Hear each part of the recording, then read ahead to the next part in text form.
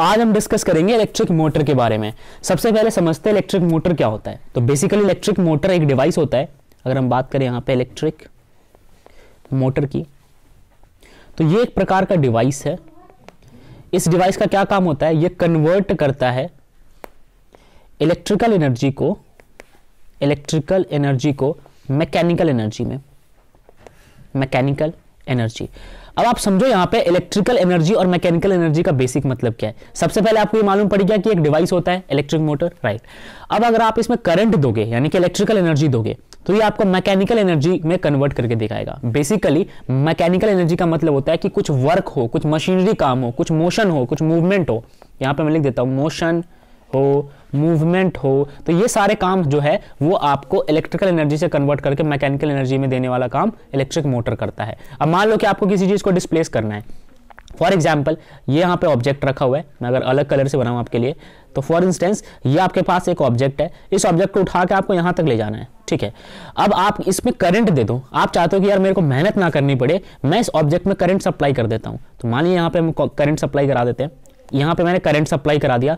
अब चाहते हो कि इस करंट की मदद से ये ऑब्जेक्ट यहां से उठ के यहां चला जाए, तो जो आपने यहां पे करंट दिया है वो है इलेक्ट्रिकल एनर्जी।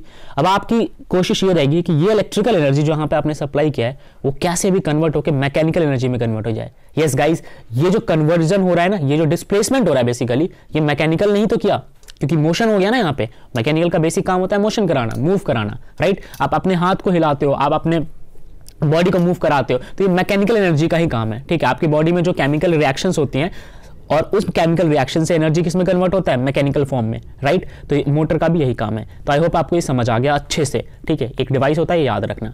नाउ सबसे इंपॉर्टेंट कॉन्सेप्ट पे चलते हैं कि यार मोटर दिखता कैसे होगा, ठीक है, उसको बनाते कैसे हैं। चलिए आइए इस चीज को समझते हैं। ये आपके सामने एक डेमोन्स्ट्रेशन है मैकेनिकल मोटर, एक डेमोन्स्ट्रेशन है आपके पास इलेक्ट्रिकल मोटर का, ठीक है। अब आप यहां पे देखो कि इस मोटर के अंदर क्या क्या चीज लगा हुआ है। सबसे पहले आपको समझना पड़ेगा an electrical motor consist of rectangular coil. तो ए बी सी डी, इसके अंदर एक रेक्टेंगुलर कॉइल है। इस कॉइल के ऊपर कॉपर वायर इंसुलेटेड होते हैं कुछ इस प्रकार से, जैसे मैं आपको करके दिखाऊंगा। ऐसे ऐसे इस पे कॉपर वायर इंसुलेटेड होते हैं और ये तार एक एंड इधर जाता है, दूसरा हिस्सा इधर जाता है, राइट। ये चीज आप समझ गए। अब आगे बढ़ते हैं। Which is mounted between the curved poles of a horse shoe type permanent magnet. Okay, आपको ये मैग्नेट्स दिख रहे हैं। ये मैग्नेट जो है ये horse shoe type permanent magnet है, ठीक है। इधर से भी ऐसे होता है। अगर मैं आपको यहाँ पे डायग्राम में दिखाऊं, कुछ इस प्रकार से मोटर होता है। बहरहाल ये तो डीसी मोटर है, बट वर्किंग कुछ ऐसी ही होती है, मतलब कंस्ट्रक्शन कुछ ऐसा ही होता है, ठीक है। ओके, तो ये मैग्नेट है। मैग्नेट के बीच में आपने अपने रेक्टेंगुलर कॉइल को रख दिया। आगे बढ़िए और इस चीज को समझते हैं। अब इसमें कुछ और चीजें भी कनेक्टेड होती है। फॉर एग्जाम्पल जो मैग्नेट आपका एम दिख रहा है आपको यहाँ पे, in such a way that it can rotate freely between the poles N and S on a shaft। और अब यहाँ पे हम बात करते हैं कि ये जो आपके पास कॉइल है, ये कॉइल कनेक्टेड होता है एक शाफ्ट के थ्रू, ठीक है। यहाँ पे आपको एक शाफ्ट दिखेगा ताकि ये रोटेट कर पाए इस मैग्नेट के बीचों बीच फ्रीली। ओके, तो आपको यहाँ पे शाफ्ट भी दिख गया। फिर आपको यहाँ पे दिखेगा कॉम्यूटेटर, ठीक है। कॉम्यूटेटर क्या करता है, कॉम्यूटेटर जो है ये आपको यहाँ पे ब्लेड सा दिख रहा है ना, ठीक है, ये होता है कॉम्यूटेटर बेसिकली, ठीक है। ये हेल्प करता है यहाँ पे, अगर मैं आपको हाईलाइट करूं ये वाला पोर्शन, ठीक है, ये इसको रोटेट कराने में हेल्प करता है ताकि इसके एंड्स बदल जाए। जब हम इसकी वर्किंग पढ़ेंगे तो हम अच्छे से इस चीज को समझ लेंगे। बाकी आपने इसके बैटरी कनेक्ट कराई है ताकि आप इसको करंट प्रोवाइड करा सके। चलिए यहाँ तक आ गया समझ में। अब हम बात करते हैं इसके वर्किंग की, ठीक है। अब आप ध्यान से इसकी वर्किंग समझना। इस पर्टिकुलर कॉइल के अंदर, ठीक है, आप करंट प्रोवाइड कराते हो। यहां से सबसे पहले आपने करंट प्रोवाइड कराया, आपका करंट इसके अंदर गया, ठीक है। ए बी वाले एंड पे करंट चला गया, ये रेक्टेंगुलर कॉइल के ए बी वाले एंड पे करंट चला गया। मैग्नेट के बीचों बीच आपने इस कॉइल को रखा हुआ है, तो ऑब्वियस सी बात है इसके ऊपर मैग्नेटिक फोर्स तो लगने ही वाला है। इन मैग्नेट के द्वारा प्रोवाइड किया गया मैग्नेटिक फोर्स इस कॉइल्स पे लगेगा, इन कॉइल्स पे लगेगा। साथ में कॉइल पे करंट भी फ्लो कर रहा है इस तरीके से। तो जो ये करंट फ्लो कर रहा है, ये करंट अपने इर्द गिर्द मैग्नेटिक फील्ड भी जनरेट कराएगा, क्योंकि आपको ये बात अच्छे से पता है कि एक करंट कैरिंग कंडक्टर के ऊपर के आसपास मैग्नेटिक फील्ड डेवलप हो ही जाता है, ठीक है। तो अगर मान लो कि इसके ये जो आपको लाइन दिख रही है ना, ये इसके इर्द गिर्द मैग्नेटिक फील्ड डेवलप हो गया और साथ में इसने भी मैग्नेटिक फील्ड डेवलप कर दिया, तो मैग्नेटिक फील्ड एक मैग्नेटिक फील्ड दूसरे मैग्नेटिक फील्ड पे फोर्स तो लगाएंगे ही, ठीक है। वो चाहे रिपल्सिव हो चाहे अट्रैक्टिव हो, बट फोर्स लगता है। यानी कि कॉन्सेप्ट यहाँ पे क्या निकल के आया कि हाँ, फोर्स का जन्म हो चुका है। वेल यहाँ पे हम लिख लेते हैं फोर्स।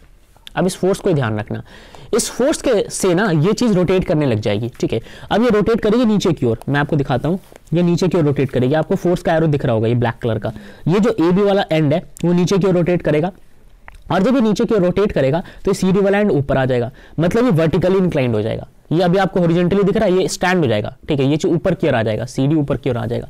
जैसे स्टैंड होगा, ये जो शाफ्ट दिख रहा है ना, ये जो यहाँ पे भी गैप दिख रहा है, अब वो गैप नहीं रहेगा, ठीक है, क्योंकि अब ये वाला हिस्सा इस गैप में फिट हो जाएगा, ये गैप यहाँ पे पूरा फुलफिल्ड हो जाएगा, ठीक है, ये चीज ऊपर चला गया। अब यहां तक आपको समझ आ गया। इस चक्कर में क्या होगा, अच्छा जैसे ये चीज इसके अंदर इंसर्ट हो गई, जैसे ये वर्टिकली स्टैंड कर गया, तो ये जो शाफ्ट है इसके अंदर इंसर्ट हो गया, करंट कट ऑफ हो जाएगा, करंट पूरी तरह से यहां से सप्लाई होना, करंट बंद हो जाएगा। अब करंट का सप्लाई बंद, तो हमें ऐसा लगेगा कि भाई इसके ऊपर करंट जाना बंद, फोर्स बंद, ठीक है, बट ऐसा होता नहीं है। ये मोमेंटम गेन कर चुका होता है, जो शुरू में करंट मिला था उस मोमेंटम को ये ऑलरेडी अभी गेन कर चुका होता है, और ये सीडी पलट के यहां तक चला जाता है। मतलब सीडी जब ऊपर आएगा तभी करंट बंद हो जाएगा। ये जो लाइन दिख रही है ना, ये जो एंटी क्लॉकवाइज मोशन का लाइन दिख रहा है, जैसे सीडी ये वाला हिस्सा ऊपर चला जाएगा, करंट उसी वक्त बंद। लेकिन ऑलरेडी इतना मोमेंटम गेन कर चुका है कि ये जो सीडी है ये पलट के एबी की पोजीशन को ले लेगा। अच्छा, जैसे सीडी पलट के एबी की पोजीशन को लेगा, ये जो आपको दिख रहा है ना, यहाँ पे मैं आपको अगर अच्छे से दिखाऊं, जूम कर देता हूं आपके लिए, ये जो सेगमेंट दिख रहा है, ये वाला सेगमेंट, ठीक है, ये इस जगह चला जाएगा और ये वाला सेगमेंट इस जगह आ जाएगा, क्योंकि पलट गया ना, ये सीडी का पार्ट है, ये सीडी इधर चला गया और ये इधर आ गया, तो ये एक दूसरे को इंटरचेंज कर लेंगे, राइट, ये इधर चला जाएगा और ये इधर आ जाएगा, इंटरचेंज हो जाएंगे, ठीक है। अब वापस आते हैं अपने कॉन्सेप्ट पे, तो जब ये इंटरचेंज हो जाएंगे तो करंट का डायरेक्शन बदल जाएगा। पहले करंट इधर से फ्लो कर रहा था, अब करंट इधर से फ्लो करेगा, ठीक है, करंट का डायरेक्शन बदल गया, तो जाहिर सी बात है ये जो कॉइल का रोटेशन है वो भी बदल जाएगा। पहले ये ऐसे रोटेट कर रहा था, ठीक है, पहले जो है ए बी जो था ये नीचे गया और सी डी ऊपर आया, अब सी डी नीचे जाएगा, ए बी ऊपर आएगा, ठीक है। कुछ इस प्रकार से ये एंटी क्लॉकवाइज डायरेक्शन में हाफ ऑफ साइकिल में रोटेट करेंगे, और जो इनका हाफ ऑफ साइकिल का रोटेशन होता है वही कहलाता है इलेक्ट्रिक मोटर, ठीक है। प्रॉपर जो इसकी वर्किंग है वो इसी पे बेस्ड होती है। तो आई होप कि आपको ये चीज समझ आ गई होगी, ठीक है। 3 स्टेप्स में इसको समराइज करते हैं, ठीक है, यहां पे मैं लिख के दिखाता हूं। सबसे पहला जो करंट है वो कॉइल ए बी पे गया। नंबर 2, ए बी रोटेट होके सी डी की पोजीशन पे चला गया, पोजीशन इंटरचेंज हो गए, पी आई लिख देता हूं मैं।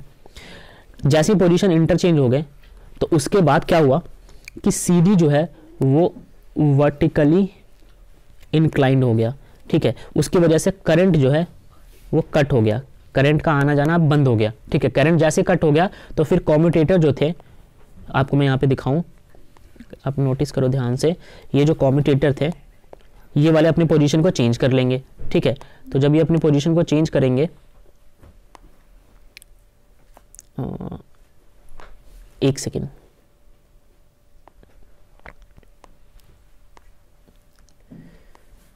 फाइन। तो जब ये कम्यूटेटर अपने पोजीशन को क्या कर लेंगे, चेंज कर लेंगे। जब पोजीशन को चेंज कर लेंगे तो करंट का जो डायरेक्शन है वो वापस से चेंज हो जाएगा, ठीक है। अब कईयों का कहना है कि करंट जो है यहाँ पे तो बंद हो गया, तो फिर करंट का डायरेक्शन चेंज कैसे हुआ ये कि जो अपना सीडी था ना ये रुका नहीं, वर्टिकली इंक्लाइन होने का रुका नहीं, उसने इतना मोमेंटम गेन किया हुआ था कि वो पलट गया, ए बी की तरफ पलट गया, तो वापस करंट का डायरेक्शन जो यहाँ पे चेंज हो गया। अब करंट का डायरेक्शन चेंज हो गया तो फिर से ऐसे रोटेट करने लग जाएगा, मतलब ये जो एंटी क्लॉकवाइज डायरेक्शन में रोटेशन है ना वो चलता रहेगा आधे साइकिल पे। आधे टाइम ये, अगर मैं आपको दिखाऊं, आधे टाइम ये ऊपर जाएगा, आधे टाइम ये ऊपर जाएगा, ऊपर नीचे होता रहेगा, कॉन्टिन्यूअस इसका मोशन होता रहता है। और आपने ये चीज पढ़ा होगा कि जब कभी भी आप एक करंट कैरिंग कॉइल को या कंडक्टर को मैग्नेटिक फील्ड में रखोगे तो उस पर फोर्स लगता है, ठीक है। तो इस फोर्स से ये घूमता रहता है और ये घूमता रहता है, तो फिर ये मैकेनिकल वर्क करता है हमारे लिए, राइट। तो ये हमारा एंड रिजल्ट था। तो आई होप आपको इलेक्ट्रिक मोटर समझ आ गया होगा, ठीक है। चलिए